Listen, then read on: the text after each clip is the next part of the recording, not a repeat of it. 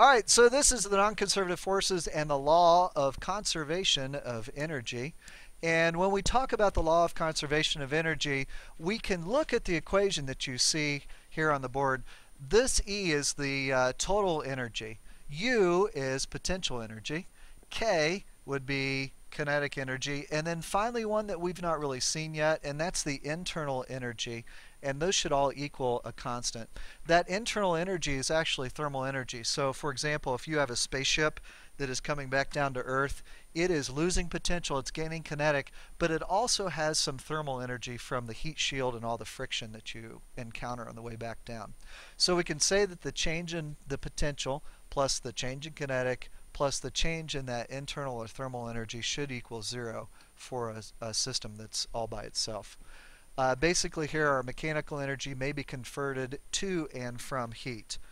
So just like that spaceship coming down should generate heat, that all comes from mechanical energy, the friction on the outside of the spaceship. So there is your equation that you need to write down in the law of conservation of energy. The next part, you already have all these, so you can just follow along. The net work for any system should be equal to the conservative plus the non-conservative. Remember, conservative work is anything like gravity or springs. Non-conservative would have friction in it. The net work is done by conservative and non-conservative forces, so that's what the equation basically says. You have to watch out because the conservative work is related to, or potential energy is related to conservative forces only. So that's gravity, it might be a spring potential energy. And if we look at network, we know that that's equal to the change in kinetic energy. And we said that that's due to the work energy theorem, or the Wet theorem. If you go ahead and substitute everything into your equation, you'll notice that here the kinetic energy comes in place of the network.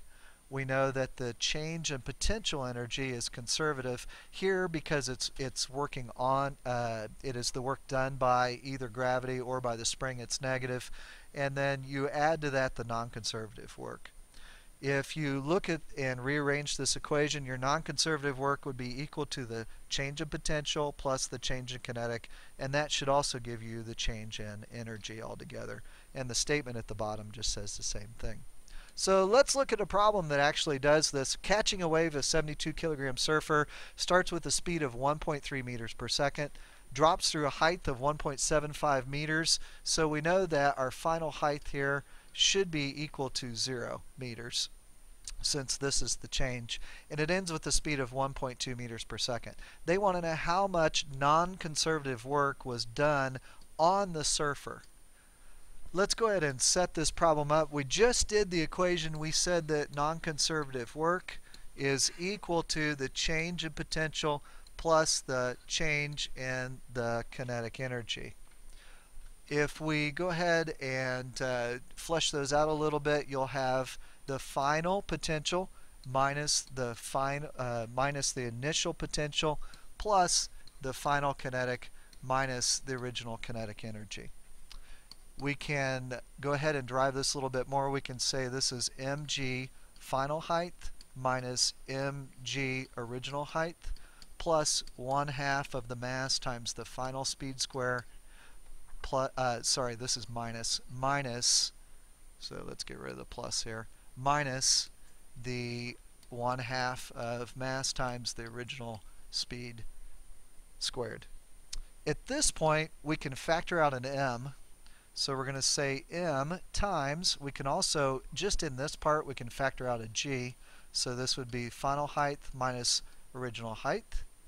Plus, we can factor out a 1/2, and that'll leave us with the final speed squared minus the initial speed squared. And that will be the end of our bracket. At this point, we can plug all our numbers in. Mass here is 72. Let's switch it up and use a better value for gravity, 9.8. Final height we know is 0. The original height is 1.75 plus 1/2. Final speed was 8.2 squared minus the original, which is 1.3 squared. And if you do all of that work, get it? Do all the work because we're doing work. Positive 1125 joules. And that would be how much, that's how much non-conservative work was actually done on the surfer. And that is the end of that problem. Applause.